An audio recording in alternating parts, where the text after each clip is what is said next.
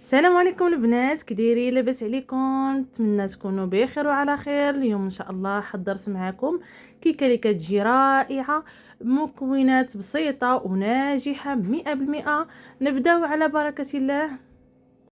كنضيف قبيصه ديال الملحه، وغادي نضيف 4 ديال البيضات بحراره المطبخ. هاد الكيكه البنات راه كتجي ناجحه، كتجي هشيشه، ما كتجيش مزيته، كتجي ناجحه من اول استعمال الا تبعتو غير الطريقه وطبيعه الحال المكونات. صافي غادي نبقى نخلط غير شويه بشويه. انا كنضيف مثلا غنضيف البيض، غادي نحرك شويه، نعاود نضيف سنيده، نحرك شويه، يعني هكا باش كتمزجوهم مع بعضياتهم. هنا عندنا كاس ونص ديال سنيده. والبنات اللي اول مره كتزور القناه ما تنساش تشترك معنا ودير لايك وشي كومونتير باش تشجعونا نزيدو لقدام ان شاء الله يا ربي. هنا صافي غادي نضيف كاس ديال الزيت. دائما نفس الكاس اللي كتعبروا به هو اللي غتعبروا به المقادير كاملين. هنا كنديروا ساشي ديال الفاني. انا ساشي ديال الفاني كنديروا الا ما كنتش غادي ندير قشور ديال الحامض اولا ديال الليمون اولا المهم غادي شي نكهه واحده اخرى، يعني عاد كندير الفاني. صافي غادي نخلط شويه، وهنايا غادي نزيد واحد المكون اللي هو الماء. كاس ديال الماء راه حتى هو كيعاون الكيكه باش كتجي زوينه. الاغلبيه راه ما كيديروش، اولا ممكن تعوضيه بكاس ديال الحليب. انا اغلبيه كندير كاس ديال الماء. في الكيكات ديالي كاملين اللي كنخدم بهم راه دائما غتلقاوني كندير كاس ديال الماء.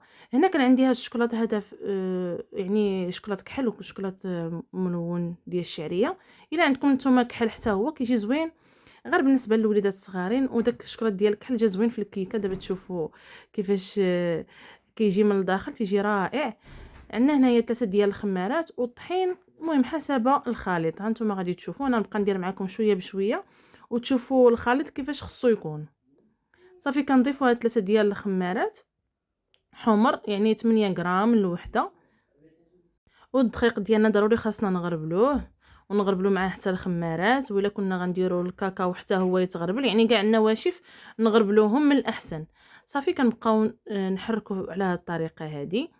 المهم انا راه مجهده، يعني دايره السرعه، داكشي علاش كنحرك غير بشويه. صافي كنبقى نزيد شويه بشويه الطحين كيف ما قلت لكم حتى كنحصل على الخليط اللي غادي يعني غيجيني زوين كيف ما كتشوفوا معايا. انا ما كنبغيش نقطع لكم الفيديو بزاف باش يعني بالنسبه للبنات المبتدئات وخصوصا اللي ما كتنجح ليهمش الكيكه، ما كيعرفوش القياس، واش يديروها خفيفه ولا يديروها ثقيله. يعني كيكون عندهم شي حاجه اللي ما كيديروهاش هي هذيك، حتى كتجيهم بعض المرات مدقصه، بعض المرات كتجيهم الكيكه مزيته، بعض المرات ما كتجيهمش طالعه. يعني هادو هو الطريقه ديال الخدمه ديال الكيكه، يعني راه عاديه، غير هي كتبغي تخدميها مزيان، كتبقاي تحركي فيها. يعني ها نتوما كتشوفوا انا كنكتب هنايا 8، ما تكتبات لياش، ما تكتبات ليش، يعني انا باقي غادي نزيد الطحين. فهمتوا البنات؟ ملي كتكون هكاك خفيفه كتزيدي ليها الطحين، وانتم ضيفوا شويه بشويه باش ما تجيكمش عاوتاني ثقيله وتجيكم مدقصه. الا كثرتي الطحين ما كتجيش طالعه، ما تجيكمش منفوخه وهشيشه، كتجي غير بحال مدقصه وصافي. هنا صافي الخليط ديالنا ها هو كما كتشوفوا. ولا كيتكتب ديك 8. صافي يعني راه عاقد كيف ما بغيناه. كنزيدوا ليه واحد المعلقه ديال الخل. صافي ونعاودوا ثاني نحركوه.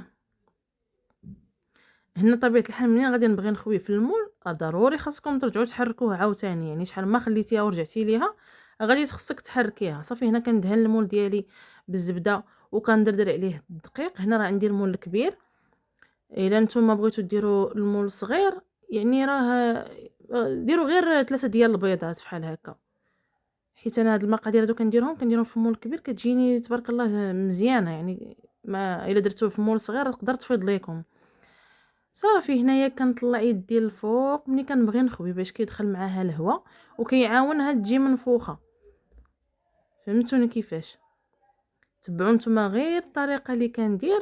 كنحاول نبسط للبنات المبتدئات طبيعه الحال. وهنا راه كنكون شعلت على الفران باش يسخن، كنخليه مجهد في الاول، وملي كندخلها عاد كنقص ليه سوا ديال الغاز سوا ديال الضو، يعني راه بجوجهم كتسخنيهم عاد كتدخلي الكيكه صافي.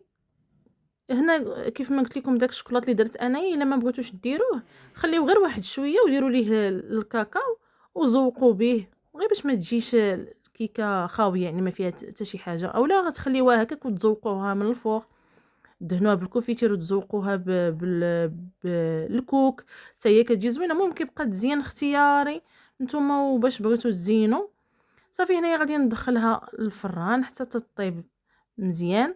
ها نتوما كيف ما كتشوفوا هنايا عاد خرجتها، انا كنخليها حتى كتحمر بحال هاد الطريقه هذه. دابا هنايا غادي نقلبها معاكم كيف ما غادي تشوفوا. انا راه يلا خرجتها من الفران راه باقا شويه سخونه، والكيكه ديالنا كتجي على هاد الشكل هذا. الشكلاط اللي درت فيهم دوك الطريفات كيهبطوا لتحت وجاو مزوقين على هاد الشكل. هنا الكيكه خليتها انايا ما زوقتها حتى شي حاجه، عجبتني هكاك خليتها هكاك حتى وليداتي عجباتهم. كتجي هشيشه وكتجي رائعه ناجحه 100% والمذاق زوين، يعني كيكه ديال الدار تحتاجيها لضيافك وتحتاجيها حتى لوليداتك يعني اليوميه.